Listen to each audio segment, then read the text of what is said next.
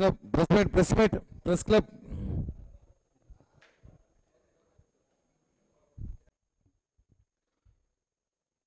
మరొకసారి మీడియా మిత్రులకి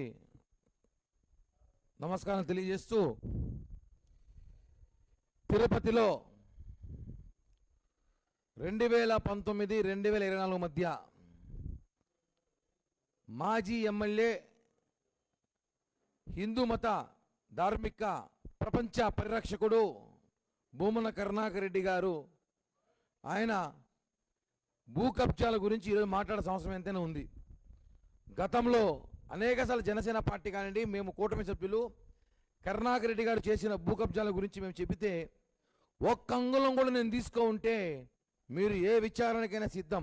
ఆయన మాట్లాడే ముందు విచారణ అంటాడు, మాటల్లో విచారణ అంటాడు, మాట్లాడిన తర్వాత విచారణ అంటాడు. విచారణకి బ్రాండ్ అంబాసిడర్ అయినా అలాంటి విచారణ మేము కూడా ఇస్తాం. మేము విచారణ ఇస్తే ప్రభుత్వ విచారణలో వచ్చింది ఏమని, తిరుపతి మంగళం గ్రామ పంచాయతీలో 471, 472 సర్వే నంబర్లో ప్రభుత్వ పొరంబోకు భూమిలో 7 ఎకరాలకు పైగా భూమన కరుణాకర్ రెడ్డి ఆ ప్రభుత్వంలో ఎమ్మెల్యేగా ఉన్నప్పుడు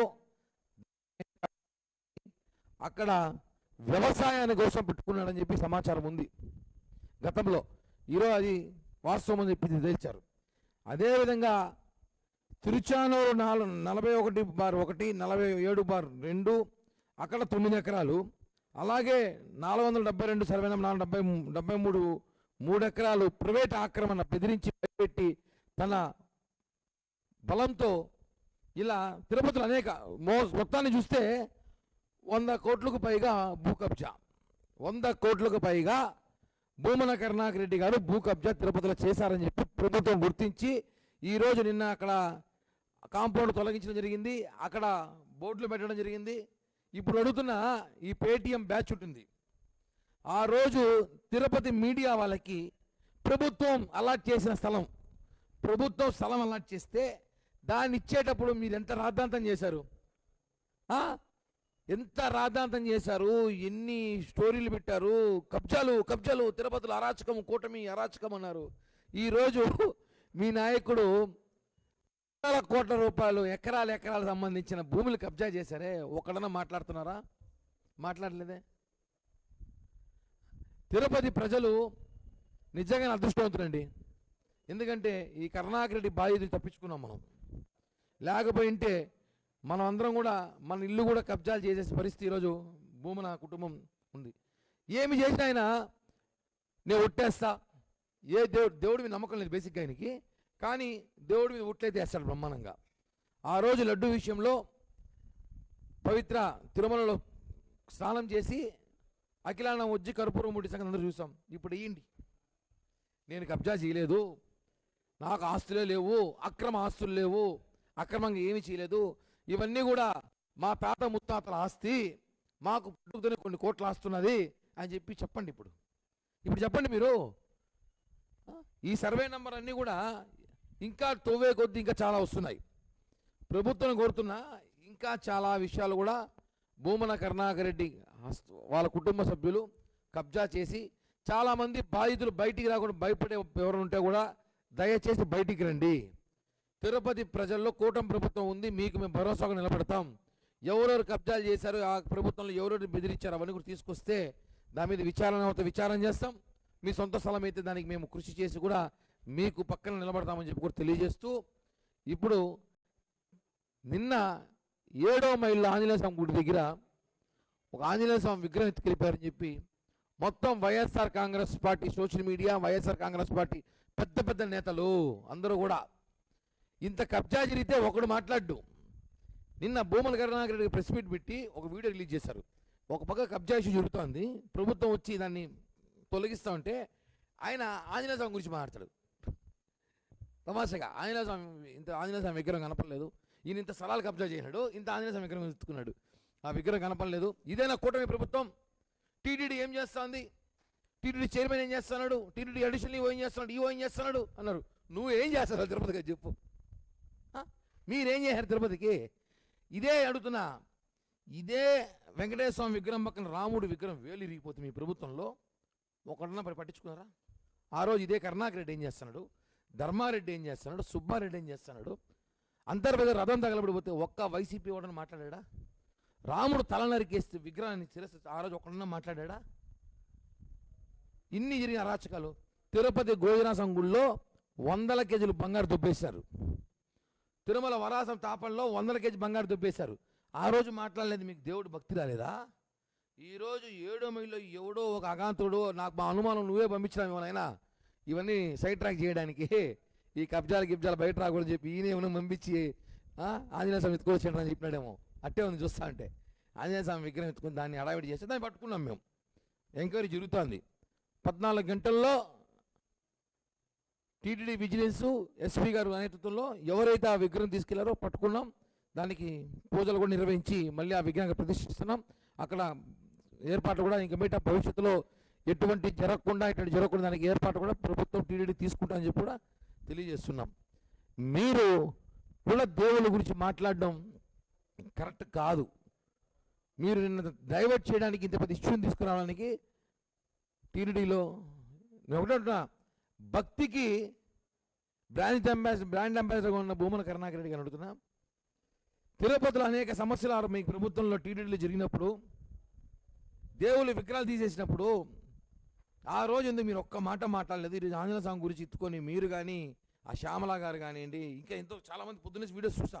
అందరూ పాపం వాళ్ళ అన్నం కూడా వెళ్ళండి. చాలామంది విగ్రహం కనపడలేదు అనేసి అన్నం కూడా రాత్రి నుంచి మేము మాకు నిద్ర కూడా రావట్లేదండి, విగ్రహం ఎత్తుకెళ్ళిపోయారని చెప్పి శ్యామల గారు వాళ్ళు మాట్లాడుతుంటే హాస్యాస్పదంగా ఉంది. దేవుళ్ళు విగ్రహాలు కాల్ చేశారు, మీరు ఎత్తుకెళ్ళిపోయారు. వెండి విజయవాడలో గుళ్ళో ఇది వెండే కర్ర తీసేశారు పూర్తిగా. వెండి ఏనుగులు విగ్రహాలు కర్ర తీశారు. ఇవన్నీ కూడా ఉన్నాయి, ప్రజలన్నీ గమనిస్తున్నారు. ఇంకా అనేక ఆరోపణలన్నీ ఉన్నాయనుకుంటారు. కాదు, అనేక వాస్తవాలు ఉన్నాయి. భూమన కరుణాకర్ రెడ్డి చేసిన భూ కబ్జాలన్నీ కూడా తిరుపతిలో ఒక్కొక్కటిగా వెలుగు చూస్తాను. ఇవన్నీ 100 కోట్లు ఆగేదైతే నాకు సమాచారం కాదు.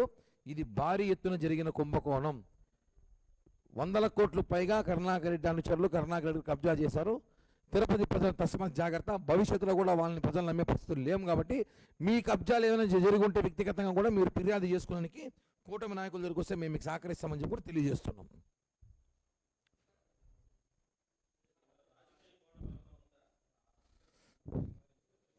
అన్న ఒకటే అన్న, ఇప్పుడు విగ్రహము నిన్న ఇంత ఇష్యూ జరుగుతుంది తిరుపతిలో.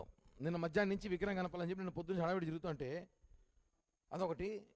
ఒక పక్క 100 కోట్ల భూ కబ్జా మీద అన్ని మీడియా చూపిస్తూ ఉంటే భూమన కరుణాకర్ రెడ్డి ఒక చిన్న వీడియో రిలీజ్ చేశారు విగ్రహం కనపడేసి. ఎందుకైనా ఈ కబ్జాల గురించి మాట్లాడలేదు? నాది కాదు అని బుట్టి నాకు సంబంధం లేదు, నేను కాణిపాకం వస్తాను లేకపోతే గుడికి వస్తాను చెప్తా. మామూలుగా చెప్తారు కానీ విచారణ సిద్ధమని చెప్పచ్చు కదా. రాజకీయ కోణం అంటే ఒకటి, దేవుని విషయంలో రాజకీయ ఎక్కువ చేయకూడదు చెప్తున్నా. కానీ ఆ విగ్రహం ఎత్తుకెళ్ళిపోవడానికి ఏముందో విచారణ విజిలెన్స్ చేస్తూ ఉంది. అది కూడా బయట పెడతాం. ఈరోజు సాయంత్రం అంతా వస్తుంది డేటా కూడా చెప్తాం. ఇప్పటికే అతను పట్టుకున్నాము.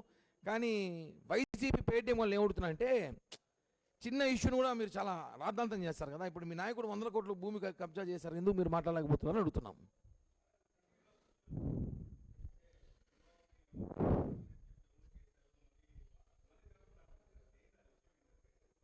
చూసానన్నా, అది ఫేక్ పేజీలు ఏదో టీడీపీ పేజీలో పెట్టినట్టున్నారు. వైసీపీ సంబంధించిన ఫేక్ పేజీల్లో టీడీడీ గురించి ఏదో వార్త రాసినట్టు సమాచారం నేను చూశాను. కానీ ఒకటి, అతన్ని ట్రాన్స్ఫర్ చేశారో అతను అక్కడ మళ్ళీ మార్చారో తీసేశారో పక్కన పెడితే అడిగారు కాబట్టి చెప్తున్నాం. మీడియా అడిగింది కాబట్టి మేము అధికారంలో ప్రతిపక్షంలో ఒకే మాట మాట్లాడతాం. వీరబ్రహ్మం అనే జేఈఓ తిరుపతిలో ఉన్నప్పుడు without notice board, without chairman గారి పర్మిషన్ కానీ ఈఓ గారి పర్మిషన్ కానీ అడిషనల్ గారి పర్మిషన్ లేకుండా మాకున్న సమాచారం ప్రకారం చెప్తున్నాము, వాస్తవం కూడా 1300 నుంచి 1400 మంది టీటీడీ ఉద్యోగస్తుల్ని తిరుపతిలో కింద తిరుపతి అనేక గుళ్ళల్లో ఆయన మనుషుల్ని వేసుకున్నాడు. ఆయన అంటే వాళ్ళంతా ఎవరు తెలుసా? అంత కరుణాకర్ రెడ్డి బ్యాచ్ వేసుకుంది. వాస్తవమా కాదా? అది కూడా నేను ఆల్రెడీ గతంలో కూడా చైర్మన్ గారికి ఇన్ఫామ్ చేశా, ఈఓ గారికి కూడా చెప్పాను. దయచేసి ఒక విచారించండి. ఎందుకంటే వాళ్ళ గత ప్రభుత్వంలో టీటీడీకి జరిగిన అన్ని కోణాల్లో సహకరించారు. లడ్డు కల్తీ కానివ్వండి, ఉండి చోరీ కానివ్వండి, అనేక విషయాల్లో టీటీడీ కల్తీ చేసి సహకరించిన కొంచెంమంది ఉద్యోగస్తులు ఈరోజు కూడా పెద్ద మనిషి చలా అవుతున్నారు. అది వీరబ్రహ్మం గారే చేశారని చెప్పి నేను బలంగా చెప్తున్నాను. వీరబ్రహ్మం గారు కరుణాకర్ రెడ్డి గారు మాయలో పడి చేశారు, ఇంకెవరు మాయలో పడి చేశారని చెప్పడం కన్నా ఆ 1300, 1400 మంది ఎవరైతే ఉన్నారో వాళ్ళందరూ కూడా విచారించండి ఒకసారి. ఏ శాఖ నుంచి ఏ శాఖకు వచ్చారు, ఎలా వచ్చారు, ఎందుకు వచ్చారు, తిరుపతిలో ఉన్న అన్ని ఆలయాల్లో ఒకసారి ఇవన్నీ కూడా చూస్తే ఇంకా వైసీపీ పాత నీరు వైసీపీ బ్యాచ్ ఉన్నారని చెప్పి తెలియజేస్తున్నా. వాస్తవం చెప్పాలన్న ఈ విషయాన్ని కూడా మనం ఒకరి గురించి పోస్ట్ వచ్చినప్పుడు ఈ 1400 మంది ఉంటారు కదా ఇక్కడ, వీళ్ళు కూడా విచారించిన అవసరం అయితే ఉందని చెప్పి కూడా తెలియజేస్తున్నా.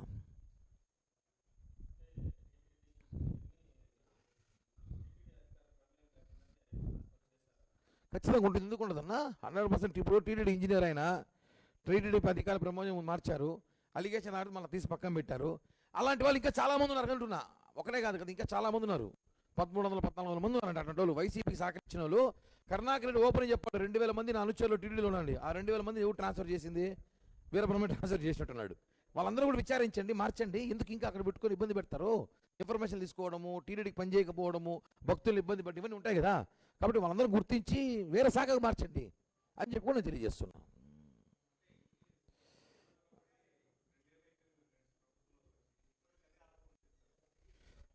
అన్న టీటీడీ అనేది చాలా పెద్ద వ్యవస్థ, ఇష్టం వచ్చినట్టు చేయకూడదు. భక్తులకు సంబంధించింది, సెంటిమెంట్కి సంబంధించింది. కాబట్టి టీటీడీ విషయంలో కొంచెం ఆచితూచి మనం అడుగులు వేయాలి. ఎందుకంటే ఆవేశంగా వేయడానికి 2020 మ్యాచ్ అయితే కాదు కదా టీటీడీ అన్నాక కొంచెం ఆచితూచి అడుగులు వేయాలి. కొన్ని తక్కువ నిర్ణయాలు తీసుకున్నామంటే 150-11 గట్టొచ్చింది మరి అయిపోతుంది.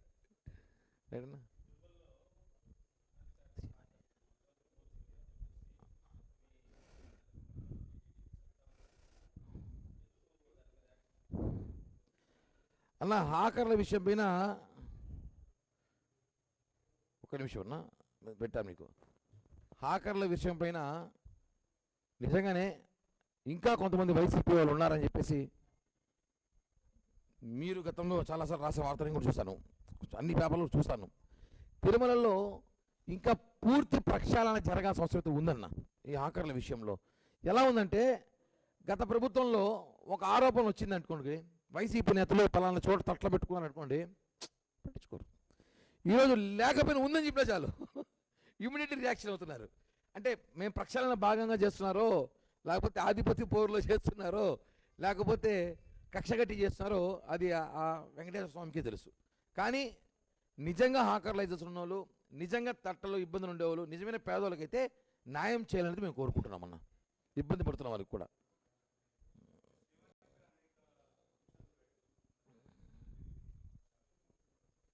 ఖచ్చితంగా ఈ విషయం మీద 2-3 రోజుల్లో అధికారులను కలవబోతున్నాను.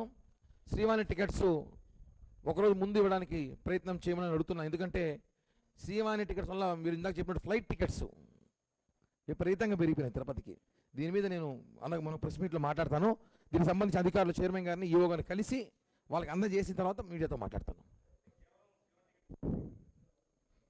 అలానే అనిపిస్తాను చూస్తా ఉంటే, లేకపోతే తిరుపతికి ఎప్పుడు లేని ఛార్జీలు ఏందన్నా, ఆస్తులు రాసుకుంటారేమో కొద్ది రోజులు పోతే విమాన శాఖ వాళ్ళు. దీని మీద నేను ఈ 2 డేస్ తర్వాత ఒకసారి మొత్తం పూర్తి డేటా తెచ్చుకొని సంబంధించిన అధికారులు మాట్లాడి శ్రీవాణి టికెట్స్ ఒకవేళ అవసరమైతే ముందు రోజు ఇచ్చేట్టు ఏర్పాటు కూడా చేసేందుకు మాట్లాడదామన్నా.